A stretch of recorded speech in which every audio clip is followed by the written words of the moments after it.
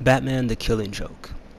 I want to start off just saying I give this movie a solid 7 to a 7.5. I know that's really not solid, but there's a lot of things in this movie. Uh, a short movie. This movie is only about like an hour long. The credits take up a couple minutes themselves, so it's only an hour long. From beginning to end, there's two parts to this movie. There is the first 30 minutes, which is going to be mainly consistent of Batgirl, as I'm pretty sure you've all heard before, heard many times now, is how people don't really, uh, they don't like her story, or maybe not her story, but they don't like how she dominates the movie. She doesn't really dominate the movie. She dominates the first half of this movie. There is a sex scene in this movie. It's not even really a sex scene. Like when I started watching some reviews before I was able to watch the movie, um, like this movie's rated R, for instance. I was expecting, I was expecting a little bit like I thought it was gonna get like really nasty, raunchy. Like it's gonna garner that R rating. I'm expecting everything that comes with an R rating: curse words, uh, blood, gore, nudity, sex, violence. Uh, it, this movie could have they could have just made it a PG-13 movie. To be honest, just like the Batman vs Superman, the Blu-ray edition, the DVD, how they said, oh, we're gonna add, I don't know what, like 30 minutes of extra footage to that movie, and it's gonna be R-rated this time. Like Batman: The Killing Joke, it doesn't need to be R-rated. I think it's like a ploy to possibly get people more interested in it, more curious about it. It's just not necessary. Uh, they curse very little in this movie. The action is solid. I mean, it's what you expect from this style of cartoon. It's what we've been watching, for the past decade or so. Nothing's really changed. I kind of wish eventually they would upgrade the style, because I don't know if I'm getting tired of it, or if I just don't think it's dated by this point. It's just really dated. Um, no, definitely, a lot of people don't like, the Batgirl side of this movie, and in defense, I actually liked it. I mean, it's like a cop drama. The first 30 minutes is very interesting. Uh, you have the dynamic between Batman and Batgirl, and it is very odd. Yeah, it is very odd because you kind of do hold Batman as the older gentleman, and she acts a lot younger than him, so it does kind of come off as a little odd, or yeah, it's like a 40-year-old man having sex with a 20-year-old girl. It's just like, oh, I don't know, I don't know about that. And I think they threw that in there is what they would try to say to, like, add more depth or emotion to what happens to her later on in the movie.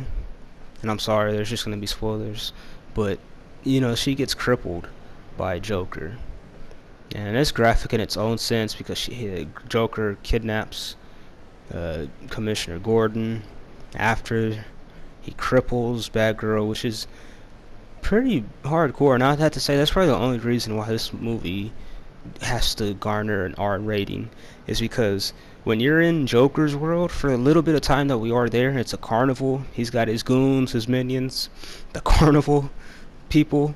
It's fun, but it is creepy as all hell. Scary imagery. Yeah, like I said, hard PG-13, and I actually like that part. They got Commissioner Gordon naked in a cage, and he's being dragged around by like these minion like guys. Like it's just like really odd. It's perfect for Joker. The voice acting is spot on. Some of Batman's dialogue early in the movie is kind of it's cringeworthy. It's he's trying to talk about like social justice and how a man should treat a lady or something like that, but and then he goes off and has sex with her. It's just weird. It all happens in the same like period of the movie and just seems kind of forced. Um, that's another thing too. Batman's supposed to be a genius. If he's truly a genius, why does he make this mistake with Batgirl? Because it even comes down to her like leaving his side, as a sidekick, as a partner in this crazy world. I'm like, see, you guys really didn't need to have sex.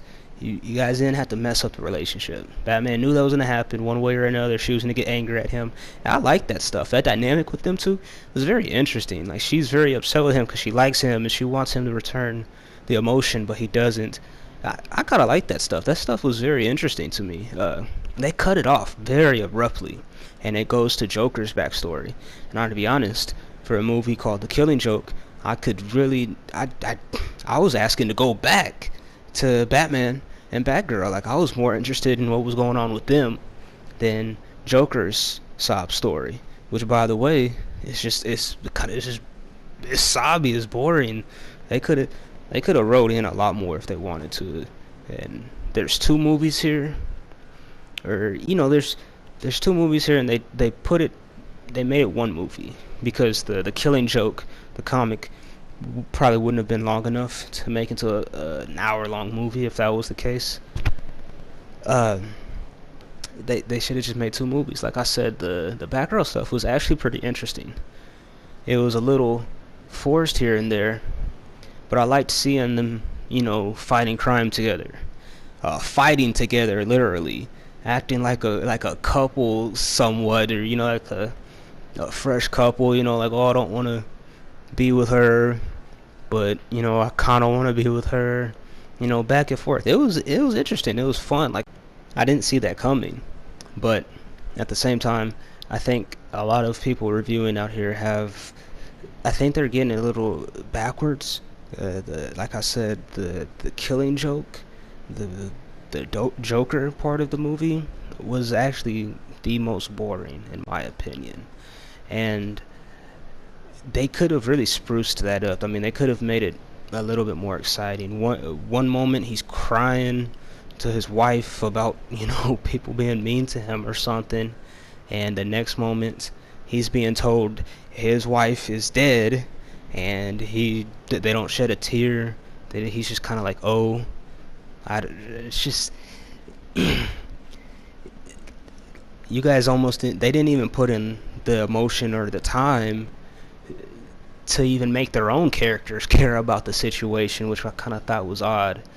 And then it moves from that, of course, there's Joker's set up his accident to become Joker, and it goes right back to our present time, our present story, and Batgirl she gets shot by Joker, she's paralyzed, she's injured.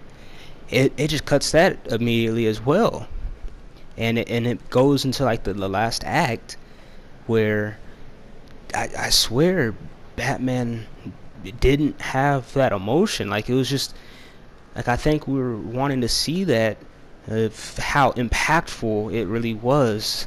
What happens to Batgirl? It's not really that impactful. It moves right past it. It goes straight on to the next. So does Batman. And he goes to confront. He finds Commissioner Gordon, gets him out of that cage, and Gordon's just like, I want it done by the books. Go get him, catch him, whatever. And so we have the regular back and forth from what we've seen of just about all time. As Joker pulls a couple tricks up his sleeve, gets a couple hits in on Batman before Batman takes it back. He gets the upper hand again, and he begins to beat up on Joker for a little bit. But then he comes to this point, he's like, okay, I'm done, kicking your ass. Keep doing this stuff. What's it coming to? It's enough. He's like, sooner or later, we're either gonna have to, or we're gonna have to kill each other in order for us to stop or something like that. And he's offering a truce, and I liked this dynamic of them two actually just like kind of kicking it. Like it was almost to the point where he even asked Joker, you know, why can't you just stop? And you know, we could actually be on the same side. You know, we could help each other. And Joker says, no, it's too late for that. You know, blah blah blah. But there is a little bit more emotion there. It's almost like these two guys are actually friends. Like they would actually be really good friends in another world, in another story, another setting. And at this point, he's telling Batman his killing joke. The killing joke. It's not hilarious. It is, like I said, it's cool to see that dynamic. These two, you know, whenever they're on screen together, they're talking. It's very interesting what they're saying to each other. You want more of it. It's very brief when we have these two together. Like I said, they spend a lot of time with his backstory. They spend a lot of time with the bat sex, as a lot of people are calling it, the whole hookup scene with them and the build up to that. That when we get to this point, it's almost like they don't even know how to end this movie. That they ended on the joke, and he tells Batman this joke, and this is something I wasn't expecting, but Batman like laughs, like he lets out a good heartfelt laugh, even though he had just shot Batgirl, paralyzed her, could have killed her, like, and he embraces Joker, and almost like a hug like stance, like, and they're standing there laughing with each other. I I was like, these two are close. I'm like, oh, okay, they're really close. I mean, like I said, he just shot Batgirl, and they're chilling right here, laughing, telling each other jokes like they're best friends, like they're childhood friends. And that's where the movie ends. The joke is very telling of these two. It explains a lot, but at the same time, it leaves the door wide open, and they're like, oh yeah, the story continues, and we all know where this heads. You know, Batman chases Joker, they duke it out, game of wits. It's back to square one, back to Arkham, or back to here. He escapes. We know how this goes. So, this movie was very enjoyable. It's only an hour long. It's not. You don't have to spend 20 minutes, or you don't have to spend $20. It's gonna be on Cartoon Network one day. You know, Adult Swim, HBO, whatever. Catch it then. It is still a solid movie. It's enjoyable. It's not as bad as everyone's saying it is. The Batgirl stuff is actually pretty interesting. It's cool dynamic. Check it out. And thanks for watching, guys.